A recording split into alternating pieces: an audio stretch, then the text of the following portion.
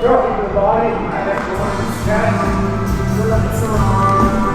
Here, I can throw a body to single, and I can go low to the single. And then take it back. A few options, guys. If you have more, you can work with other stuff too. 1, 2, 3.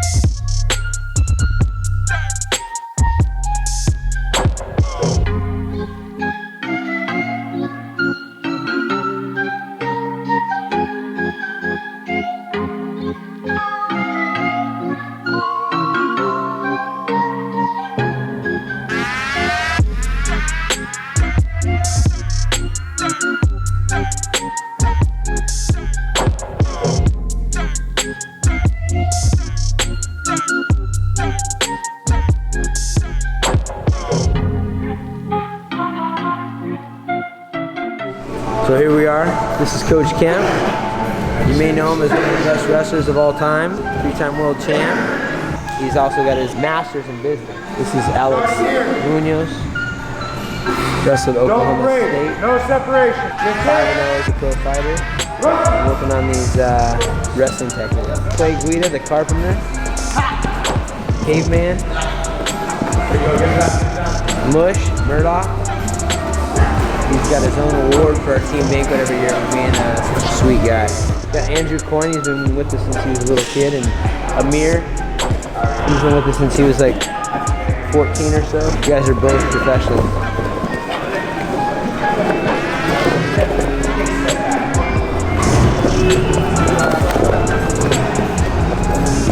Moses and Butler.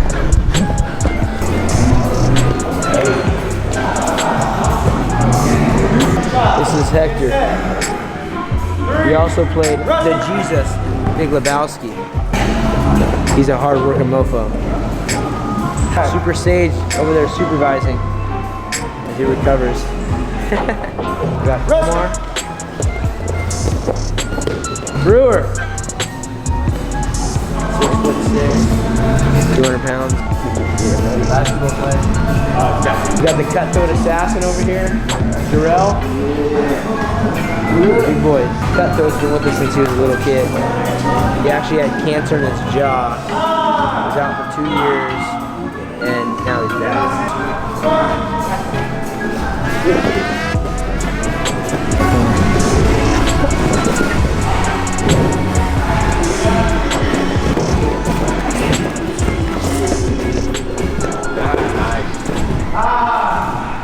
Doing live goes, a lot of technique at the beginning practice, repetitions, drilling, and then we do live goes. So right now it's situations.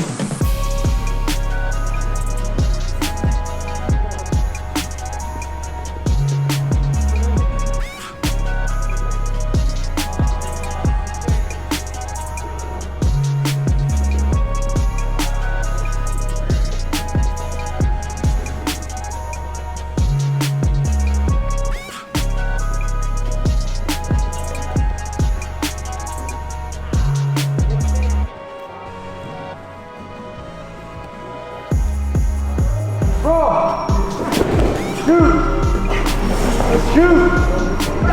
Staying low in your stance. Sprawl!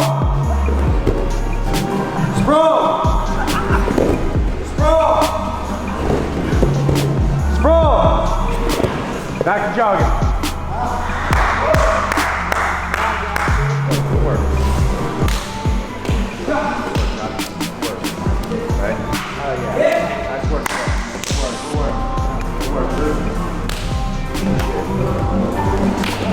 Wrestling, baby, toughest sport in the world. All right, guys, good hustle. Bring it in. Great technique. It was fun watching you guys go live.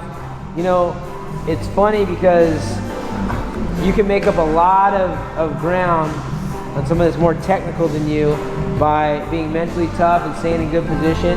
And you can learn a lot of different moves and go over all sorts of different techniques. But unless you actually go in live goes and are able to hit it in live goes, a lot of times it's useless. And that's where you find your own little bits and pieces that work for you and make your own little adjustments. Seeing guys that are pushing hard and have that mentality of not being stopped, not being held down, that's the key.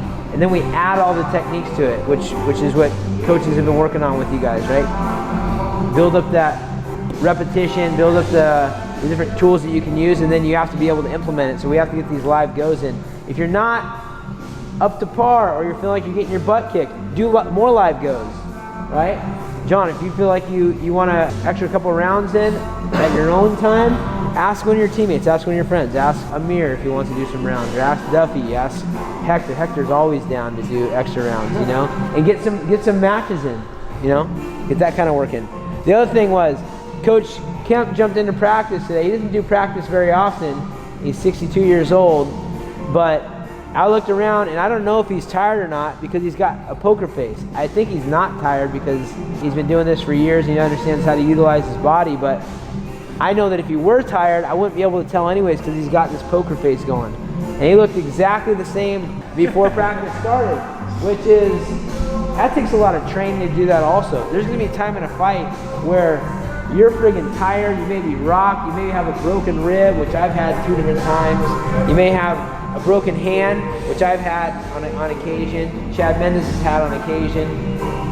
Battered legs, where you know you're getting kicked, whatever it is, and you got to have that poker face. Practice that in here.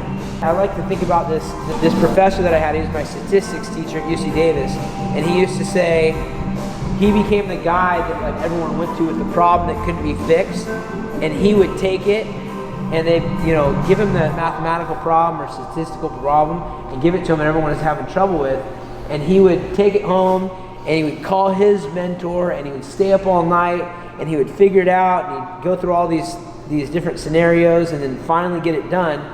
Sometimes he wouldn't get any sleep at all.